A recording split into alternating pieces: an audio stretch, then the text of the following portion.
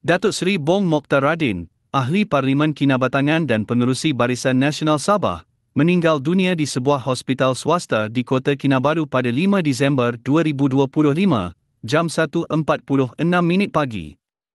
Berita ini disahkan oleh anaknya, Naim Mokhtar, melalui sebuah hantaran di Facebook. Menurut Sabah Media, Allahyarham mengalami kegagalan buah pinggang dan telah dimasukkan ke Hospital Glen Eagles sejak pagi.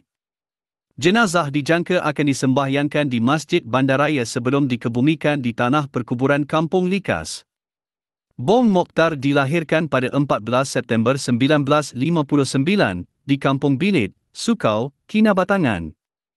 Beliau memulakan kerjaya dalam perkhidmatan awam di Jabatan Hal Ehwal Khas Sandakan dari 1987 hingga 1991, sebelum menjadi pegawai Mara Sandakan dari 1991 hingga 1992.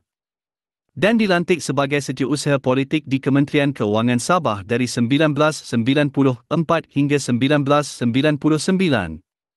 Beliau juga pernah memegang jawatan sebagai pengerusi Felkra Berhad dan Presiden Persatuan Bola Sepak Sabah. Dalam pilihan raya negeri Sabah ke-16 pada September 2020, beliau memenangi kerusi Dewan Undangan Negeri Lamak sebelum dilantik sebagai Timbalan Ketua Menteri Sabah dan Menteri Kerja Raya Sabah.